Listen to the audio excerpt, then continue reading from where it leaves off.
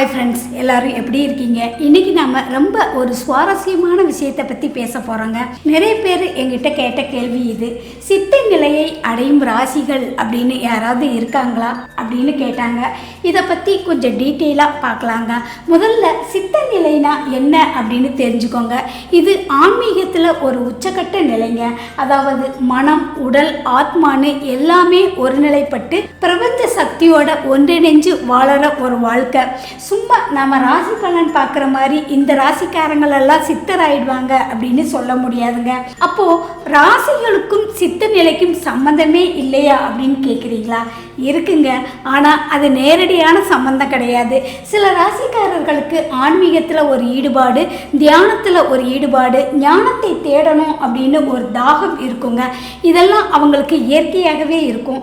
அந்த வகையில் அவங்களுக்கு சித்த நிலையை அடைவதற்கான பாதை கொஞ்சம் சுலபமாக அமையலாம். ஆனால் அது அவங்க பண்ணுற முயற்சி, தவம், குருவோட அருள் இதில் தான் இருக்குங்க. சரி, எந்தெந்த ராசிக்காரர்களுக்கு ஆன்மீகத்தில் கொஞ்சம் நாட்டம் ஜாஸ்தியாக இருக்கும் அப்படின்னு பார்க்கலாம். மீனம். பொதுவாக மீன ராசிக்காரங்க இயற்கையாகவே ஒரு ஆன்மீக உலகத்தில் இருப்பாங்கங்க. ஆழ்ந்த சிந்தனை, உள்ளுணர்வு, தியானத்தில் ரொம்ப ஈஸியாக மூழ்கிடுவாங்க.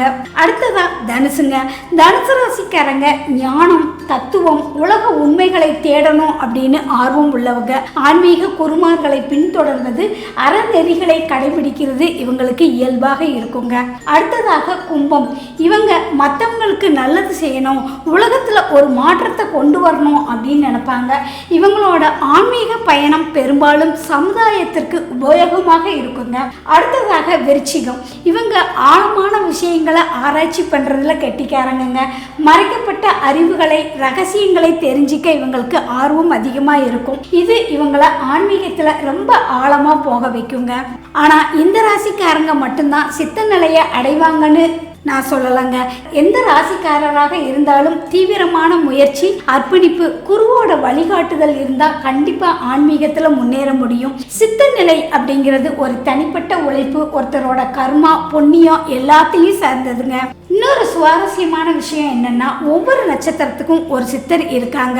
நீங்க எந்த நட்சத்திரத்துல பிறந்தீங்களோ அந்த நட்சத்திரத்துக்குரிய சித்தரை நீங்க வணங்கிட்டு வந்தீங்கன்னா அவங்களோட அருளால உங்களோட ஆன்மீக பயணம் இன்னும் சிறப்பாக அமையுங்க. உதாரணமா அஸ்வினி நட்சத்திரத்துக்காரங்களுக்கு காலங்கிநாதர், பரணிக்கு போகர், கிருத்திகைக்கு ரோமரிசி, இப்படி ஒவ்வொரு நட்சத்திரத்துக்கும் ஒரு சித்தர் இருக்காங்க. நீங்க நெட்ல போட்டு பார்த்தீங்கன்னா கண்டிப்பா கிடைக்குங்க. அதனால சித்த நிலை அப்படிங்கிறது ராசியை மட்டும் சார்ந்தது கிடையாதுங்க. அது உங்களோட மனம், உங்களோட முயற்சி, உங்களோட ஆழ்ந்த ஈடுபாடு, இது எல்லாத்தையும் பொறுத்தது. இந்த வீடியோ உங்களுக்கு பிடிச்சிருக்கும் அப்படின்னு நம்புகிறேன். இந்த மாதிரி இன்னும் நிறைய ஆன்மீக தகவல் தெரிஞ்சுக்கணும் அப்படின்னா நம்ம சேனலை மறக்காமல் சப்ஸ்கிரைப் பண்ணுங்கள். மறுபடியும் இன்னொரு வீடியோவில் சந்திக்கலாம்.